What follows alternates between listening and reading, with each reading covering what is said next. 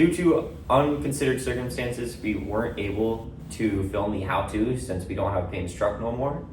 So we found a video from Chris Fix. You can find him on YouTube. Super popular automotive guy.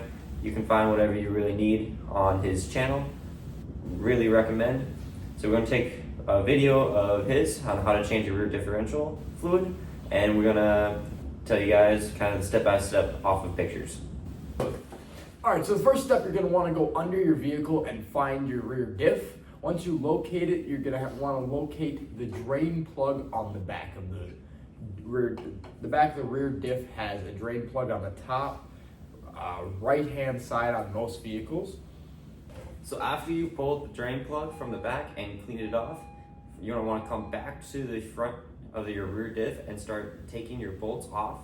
When taking your bolts off, it doesn't really matter what order you go, as long as you leave the top bolt of your rear diff on. That way it still holds it together and doesn't make too much of a mess. Afterwards, you're going to want to take a flathead screwdriver. After you loosen the top bolt, punch it into the rear diff case. That way you can pry it open and let it drain. Okay, so now that you have it mostly drained, you're going to want to remove the full facing, or known as the pumpkin of the rear diff.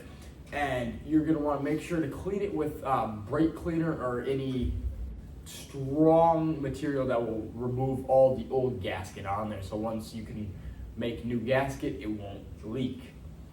Now that you put the gasket on the face of your rear diff, next you want to come over to the rear diff itself. Make sure you clean that surface off as well.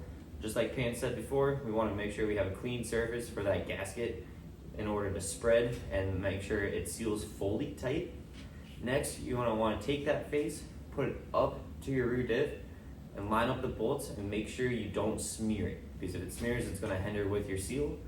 Next, you're going to put your bolts into the rear diff and just hand tighten them tight. So once you have the gasket maker on there, you're going to want that to let it sit for about an hour with hand tight pressure so it can form the actual gasket. Once that hour is done, you can come back and torque it down to 35 foot-pounds torque on all of them, and you're going to want to go into a star pattern so you don't over-tight any specific area.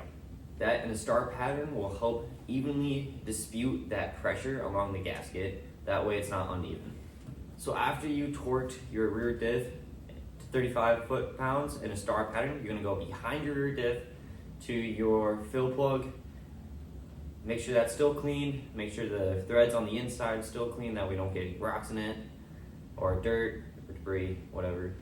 Fill it up with gear oil until it overflows. Next, you're going to take your fill plug, hand tighten it, and then torque it down to 15 foot-pounds. So many of you might be wondering, what is a rear diff and what does it do? So the engine spins the drive shaft inserts right here and bolts in turn spinning these gears, delivering equal power to each axle so your wheels can turn. So now that we know what a rear diff does, how does it work? The drive shaft goes into the pinion shaft gear that in turn is spinning the diff drive ring gear right here. This will spin, engaging the diff pinion gear, and then once this starts spinning, it is now going to engage the differential side gear. This will now deliver equal power to each axle shaft, in turn spinning your wheels.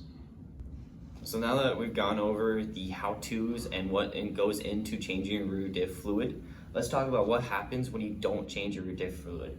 What happens is that your gear oil loses its lubrication, and that pretty much ends up leading to the gears grinding on each other, and later on it'll end up exploding on the inside of your differential case. That's kind of what happens when it explodes. You have metal strands everywhere, you got metal parts everywhere inside your rear diff,